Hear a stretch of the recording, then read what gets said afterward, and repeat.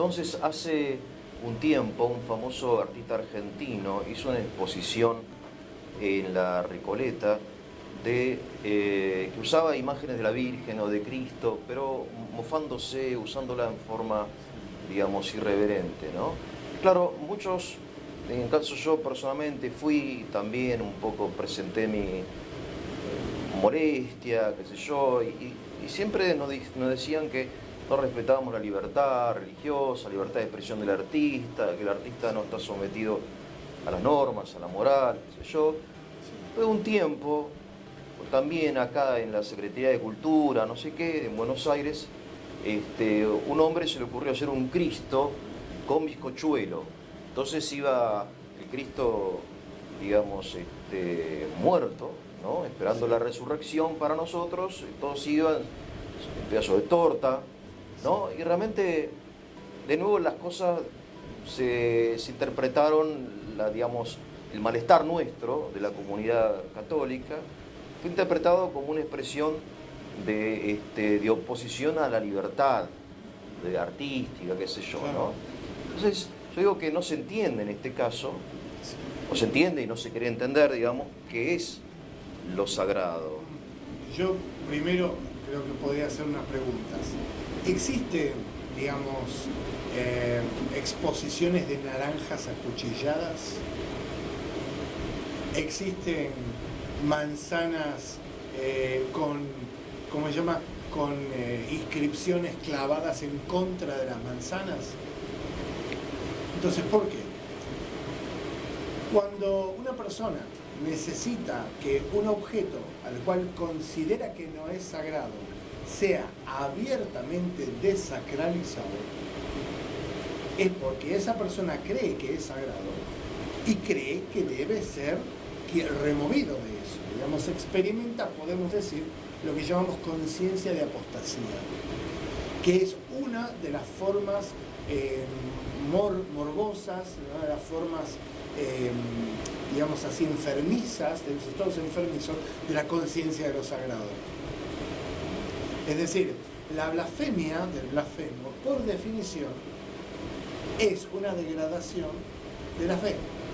Digamos así, el ateísmo destructivo, el contra de, digamos, no es solo ateísmo, sino antiteísmo, es una forma de fe, y uno de estos, digamos así, puede encontrar trazas, como cuando, por ejemplo, estaba la afirmación de que para ir al cielo había que tener fe, y bueno, los cristianos creemos que la fe se recibe de una manera determinada y así, y resulta que surgió una protesta mundial de ateos de por qué se los excluía del cielo.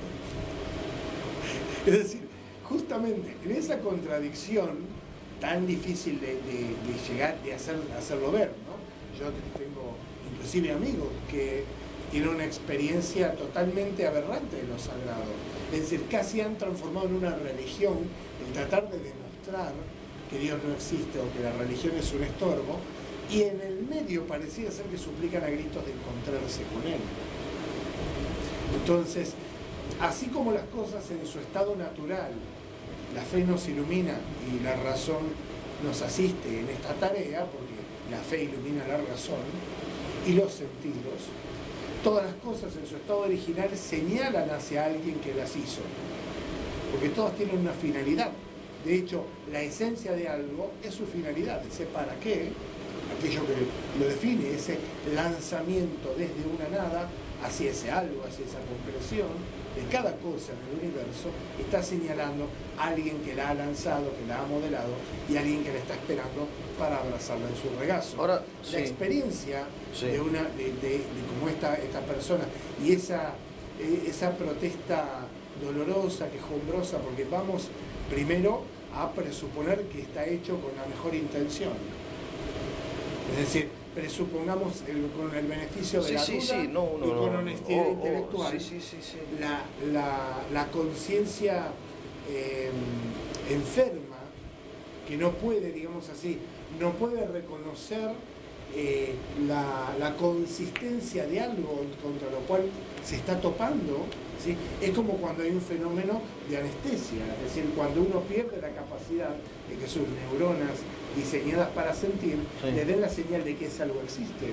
Es como que yo me llevara por delante una pared continuamente y no pudiese reconocer de que me estoy llevando ese obstáculo.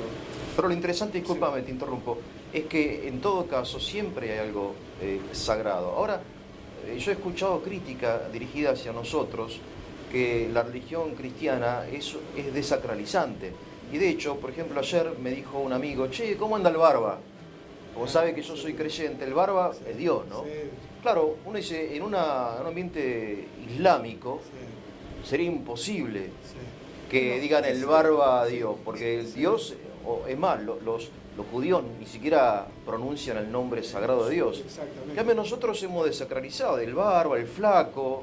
Pero eso es una realidad. ¿O es otra cosa? Eso Eso es una situación, digamos así, esa especie de aproximación por un contacto horizontal. No necesariamente es malintencionada, a veces puede ser no me refiero a la intención, sino al hecho... No, pero me refiero que no deja de entrañar también un defecto en la relación con Dios. Esconde una facultad que es la de poder palpar a Dios a través del que está al lado, porque de hecho todo me recuerda a Él, y claro que Jesús vino a romper un muro que estaba dividiendo los dos pueblos, dice, el pueblo separado por Dios para sí y el pueblo que estaba esperando la redención, ¿sí? El pueblo de Dios y el pueblo de los gentiles. Destruyó con su muerte el muro de separación que nos separaba. Y ese muro se está refiriendo al muro que separaba en el templo de Jerusalén al patio de los gentiles del patio de los creyentes. Ahora... ¿Eso no es desacralizar? ¿No viene a desacralizar Cristo? Ahí el asunto es, sí, justamente, ¿qué desacraliza y qué sacraliza? Aquí el Señor, en las parábolas, en los consejos, en las indicaciones, en las órdenes, en los mandamientos, en todas las formas de la pedagogía como maestro que él ha usado, las comparaciones, las sugerencias, hay de todas clases, cosas que dicen, el que tenga oídos que oiga, no todos comprenden este lenguaje, otros que dicen, hagan de esta manera, en otro dicen, ustedes pueden, digamos, da 2 días, y en otro lo deja que lo madure. Uno no puede hacer lo correcto sin procesarlo como protagonista también de esto. ¿Quién es mi prójimo?, pregunta uno. Y el Señor le cuenta una historia en la cual se da una inversión escandalizante para la época y que a veces cuesta dimensionar desde un punto de vista del judío piadoso. Era casi grosero lo que dijo. Al buen samaritano te referís. Porque está diciendo que ese hombre que está ahí, que está la duda si está muerto o está vivo, es decir, nombra un precepto de la ley, pasan 3 personas eminentes, es decir, pasa un levita, un especialista en esto, pasa un sacerdote, alguien dedicado al culto, y optan por la no intervención. Viene un samaritano, es decir, un enemigo de Israel, alguien impuro, alguien cuyo contacto es infeccioso, alguien cuya presencia es la negación de la verdad. Ellos son la mentira. Es decir, todo lo que se puede decir. Un samaritano, un hereje, lo peor que puede haber, un intocable. Y viene y toma que había sido desechado por los que hacían lo correcto solamente, y hace inclusive las obras que hace exceden las que mandan la misericordia habitual. ¿Y qué tiene que ver esto con lo sagrado? Dice que lo sagrado es ayudar al prójimo. Pero es importante tratar de entender todo lo que estaba diciendo Jesús. No solamente dice que va hacia el otro que no conoce, se expone a quedar impuro, lo atiende personalmente, le paga al otro para cuando él regrese pagarle lo que faltara. Es decir, está excediendo toda forma de misericordia convencional. Y pregunta, ¿quién es el que actuó correctamente? Claro. Y el que preguntó no quiso tocar la palabra samaritano ni con la boca, dijo, el que tuvo misericordia de él. Entonces le contesta, ¿quién es tu prójimo? Y dice, haz tú lo mismo. ¿Quién es el prójimo de este hombre? Jesús dio la vuelta a esa pregunta y ahora el prójimo no es el otro, el prójimo soy yo. Y yo soy prójimo en tanto me aproximo a los demás. Entonces, hay una lógica diferente que no es la lógica de la desacralización posmoderna, sino que es la lógica de la sustitución de la figura de la profecía por el cumplimiento. Es decir, todo lo que tenemos en el Antiguo Testamento está puesto en vista a que el hombre se prepare para algo que es mucho más sagrado, pero cuyo cumplimiento no es una conclusión de las capacidades del hombre, sino que es un don que lo lleva a un nivel totalmente distinto. Como por ejemplo, nadie esperaba que este Mesías glorioso se fuera a subir a una cruz y morir en un basurero rodeado de dos ladrones para salvar a la humanidad. Entonces, esto, digamos así, vincula ya no lo sagrado a la sabiduría del hombre, sino lo sagrado a la sabiduría de Dios, que es escondida, secreta, hacedora de todas las cosas, que todo lo sostiene y que lleva a las personas al camino de la comunión con Dios en los términos de Dios.